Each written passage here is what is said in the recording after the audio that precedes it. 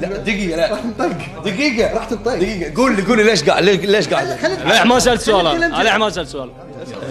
نسوي نفسنا احنا رسميين، احنا كذا. من فاز لا يصير فشل. باكر تنزل الحلقة وما حد فيكم يدري شنو قال عن الثاني. جاهزين ولا جاهزين؟ ان شاء الله جاهزين. خدك اليمين. ماشي. هل تفضل مشاركاتك اللي بالمولد تكون مع ملا أحمد ولا بروحك أفضل؟ وليش؟ اكيد بروحي، ما بي وياي، اكل على الجو انا. لا والله افرح اذا كنا سوا. اكون مع ملا احمد لانه هو مشاغب، وقت المولد يشاغبني، فاحب اكون وياه لانه يحمسني وهالامور هذه وحمسه. افضل اكون وياه طبعا. شوفني يا اخوي، شنو هذا؟ تقول انت انا وياك، انا اذا ما تدري عني اسمع صرختي انا شويه. فترة طويلة قرينا مع بعض، سافرنا مع بعض، ساعات بتنا عند ضيوف مع بعض وقعدنا مع بعض. فحلو إذا على المنبر مع أبو أحمد بالذات أحس إن في رابطة بيني وبينه الصراحة، عفوية وكذا، ما نفكر وايد، ما نحاتي وايد. ساعات عادي هو يفهمني على طول من وجهي، أشر له إن هالبيت إلك بعد خلاص، فارتاح والله. شنو فيه شيء بينكم أنتم الملا أحمد ما يعرف الجو؟ يعني احنا سنويا قبل ما حرم نتصل على بعض، بكاء ونياح يعني نجهز نفسنا بنفسنا، شو نسوي ما نسوي. سيدة زينب ايش صار فيها، الإمام الحسين شلون كذي، سيدة رقية زين لما مات ابوها سوت عند بنتي انا قافل علي الباب تطق الباب تبيني، سيدة رقية شلون. فنحضر نفسنا بنفسنا. مرات ملا أحمد إذا صعد وياك ياكل عليك الجو ولا لا؟ اللي عند الجمهور الأكبر واللي عند التفاعل الأكثر مع الساحة الحسينية هو الملا أبو جبار أكيد، بس يشهد الله أني أفرح، فعلا أفرح وأستانس لما أشوفه يمسك الميكروفون ويصير هيجان. فلما تشوف أخوك الرادود وأنتوا على منصة واحدة، تشوفه فاقك بالأداء وفاقك بالتفاعل وتشوف الهيجان بمقطعه، أنا بالنسبة لي ما تفرق وياي، أنا هم للطام أساسا تحت يمن الملا، وأنا أرتب له العزاء بحسنية الإمامين الكاظمين سلام الله عليهم، وأنا أشجع الناس على الجواب المستهل، فأفخر إذا أكون تحت المنبر. فإذا على المنبر هم أفخر وأفرح من داخل قلبي، يشهد الله أصلا ذرة أنملت يعني حسد أو كذا أبدا ما قلت لك ترعرعنا مع بعض بالخدمة، فاهم، كبرنا مع بعض. وما أشوف الرادود صاحب الإمكانيات النار كثر ما أشوفه صاحب القلب الطيب اللي أبي للخير. زين ما تحس مرات إذا صعد وياك ياكل عليك الجو؟ مسكينة خلي أعطيها أنا. لا أحمد يعني وايد قريب مني حيل، يعني بشكل ما تتصور، يعني حتى بمشاكل أدق التفاصيل، مشاكل حياتية أو في مجال الخدمة أو في مجال الدين ومسائل يعني ما عندي إلا ملا أحمد على طول أرفع التليفون عليه أقول له 1 2 3 هو يفهمني على طول، يتصل عليه الساعة 3 4 الفجر يعرف إني أنا فيني شيء على طول. إذا يوم من الأيام طحت بمشكلة هل ممكن تدق على أبو جبارة؟ أكيد لا، أكيد لا. ليش؟ والله راعي وقفات أبو زينب، فعلا راعي وقفات.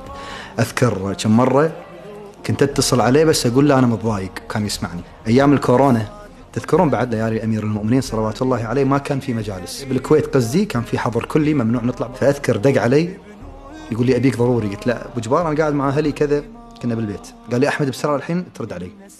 رديت عليه ولا قاعد يبكي وصارخ. قلت ايش فيك؟ يقول لي أحمد راح أبوي راح أبوي راح أبوي راح أبوي. وقتها أبوه كان عايش رحمة الله عليه. فقلت له أنا ما استوعبت البداية، قلت ايش فيك؟ يقول لي علي بن أبي طالب راح أمير المؤمنين صلوات الله عليه.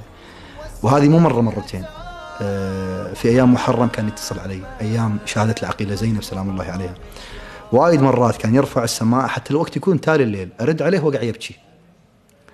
فمو بس من نطيح بمشكلة من كذا، نتصل على بعض إذا نبي شحنة عقائدية، ساعات يتصل علي يقول لي أحمد قول لي رواية، ساعات أنا أتصل عليه أقول له إحنا ليش ما نقدم له البيت سلام الله، يلا خلينا نشتغل، يلا خلينا نقول. كلمة واحدة توصف فيها ملا أحمد. أنا بالنسبة لي يعني ولد الحسين المدلل، كلمة واحدة أبيض. كلمة واحدة توصف فيها أبو أحمد. لا تضحك علي. بس طالع وقول. أبو زينب بتشوفني. قالوا لي كلمة واحدة، النظيف الطاهر طيب. أدري ساعات أنت تجيب العيد حتى وياي أنا زين وتدش بالطوفة 1000 مرة زين.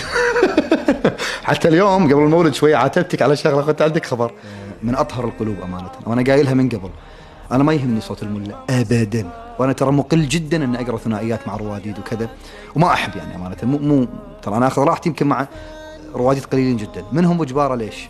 ما انظر الى رادود صاحب امكانيات. شوف على المنبر يمكن هو يقدر يحرقني، ترى على المنبر بداء فعلا يقدر يحرقني، لكن من يوقف يؤدي اداء سيده، ما يكثر من العرب، ما كذا، حتى احنا ننسجم مع بعض في الاداء.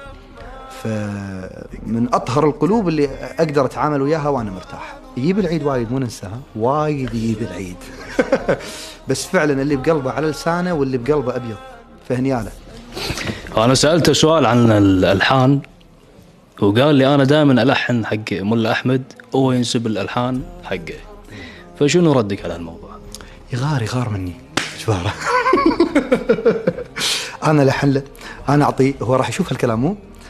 اي انا مدربه مقامات فتره وانا مضبطه، وهو ياخذ مني الحن. كيفك؟ ليش ما تصدق؟ لا تشد.